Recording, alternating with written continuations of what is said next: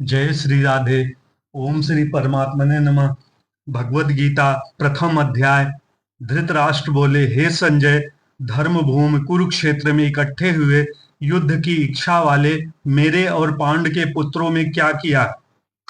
इस पर संजय बोले, उस समय राजा दुर्योधन ने व्यूह रचना युक्त पांडवों की सेना को देखकर और द्रोणाचार्य के पास जाकर यह वचन कहा।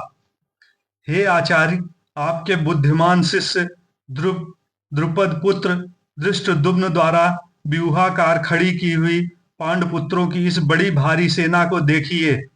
इस सेना में बड़े बड़े धनुषों वाले युद्ध में भीम और अर्जुन के समान बहुत से शूरवीर हैं, जैसे सात्वकी और विराट, तथा महारथी राजा द्रुपद और धृष्टकेतु, चेकितान तथा बलवान काशीराज, पुरुजित, कुंतीभोज और मनुष्यों में श्रेष्ठ शैब्य और पराक्रमी युधामन्यु तथा बलवान उत्तमौजा, सुभद्रा पुत्र अभिमन्यु और द्रौपदी के पांचों पुत्र, ये सभी महारथी हैं।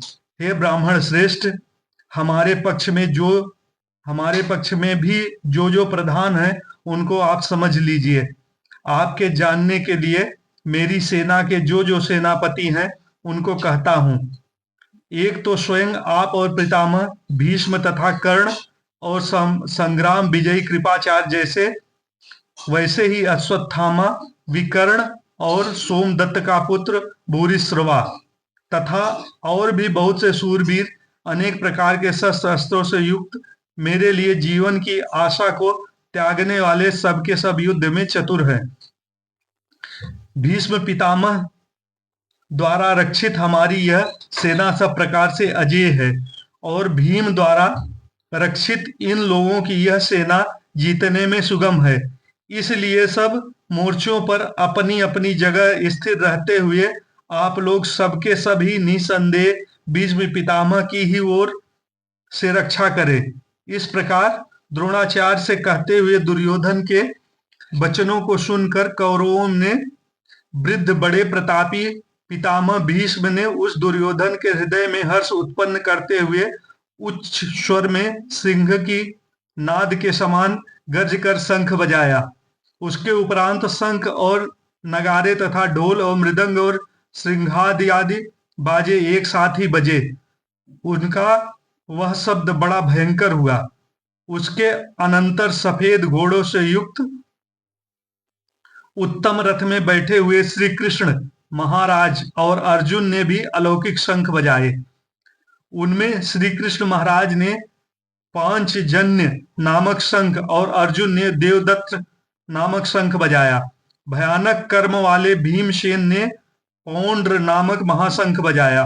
कुंती पुत्र राजा युधिष्ठिर ने अनंत विजय नामक शंख और नकुल तथा सहदेव ने सुघोष और मणिपुष्पक नाम वाले शंख बजाए। श्रेष्ठ धनुष वाले काशीराज और महारथी शिखंडी और धृष्टद्युम्न तथा राजा विराट और अजेय सात्यकी तथा राजा द्रुपद और द्रौपदी के पांचों पुत्रों और बड़ी भुजा वाले सुभद्रा पुत्र अभिमन्यु, इन सबने हे राजन अलग अलग शंख बजाए, और उस भयानक शब्द ने आकाश और पृथ्वी में भी शब्दायमान करते हुए धृतराष्ट्र पुत्रों के हृदय विदीर्ण कर दिए।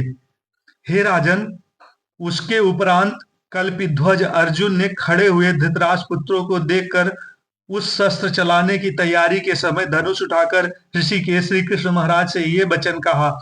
हे अच्युत, मेरे रथ को दोनों सेनाओं के बीच में खड़ा करिए, जब तक कि मैं स्थिर हुए युद्ध की कामना वालों को अच्छी प्रकार से देख लूं कि इस युद्ध रूप व्यापार में मुझे किन किन के साथ युद्ध करना योग्य है। दुर्बुद्ध दुर्योधन का युद्ध में कल्याण चाहने वाले जो जो ये राजा लोग इस सेना में आए हैं, उन युद्ध करने वालों को मैं देखूंगा।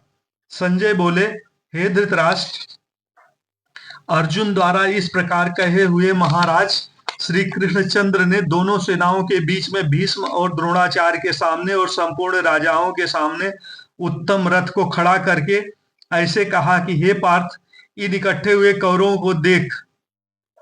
उसके उपरांत पृथापुत्र अर्जुन ने उन दोनों सेनाओं में स्थित हुए पिता के भाइयों को, पितामहों को, आचार्यों को, मामों को, भाइयों को, पुत्रों को, पौत्रों को तथा मित्रों को, ससुरों को और सुहृदों को भी देखा।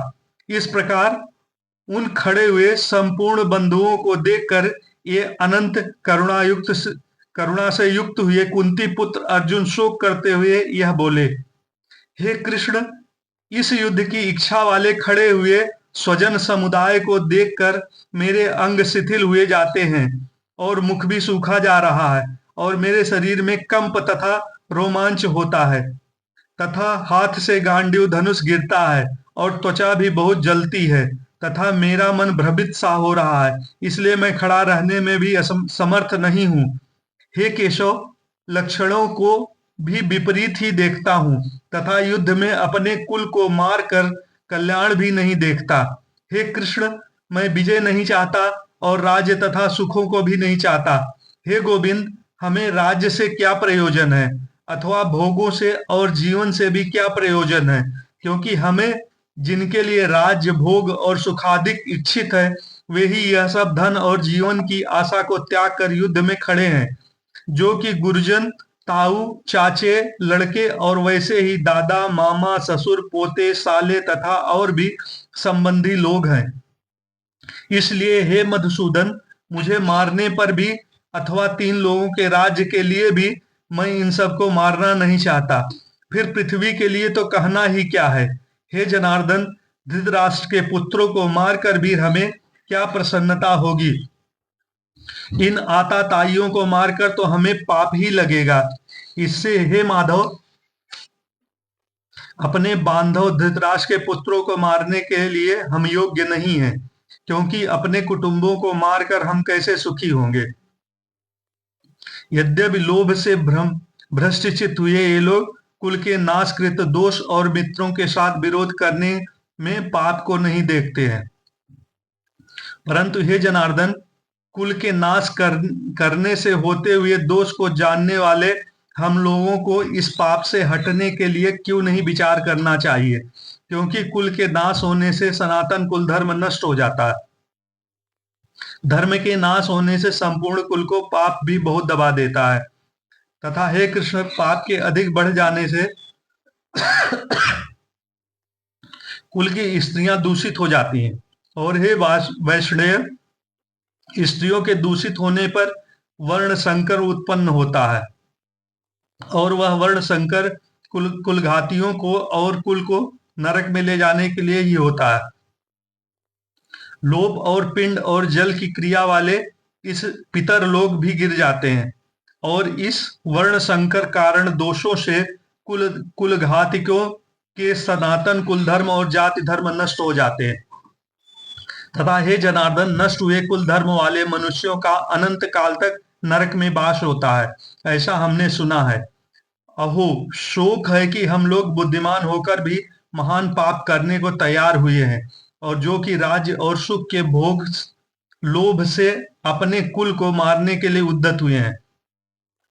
यदि मुझे शस्त्र रहित न सामना करने वाले को शस्त्रधारी धृतराष्ट्र के पुत्रों रण में मारे तो वह मारना भी मेरे लिए कल्याणकारक होगा। संजय बोले, रणभूमि में शोक से उद्विग्न मन वाले अर्जुन इस प्रकार कहकर बाण रहित धनुष को त्याग कर रथ के पिछले भाग में बैठ गए। जय श्री राधे, जय श्री कृष्ण, जय श्री राधे।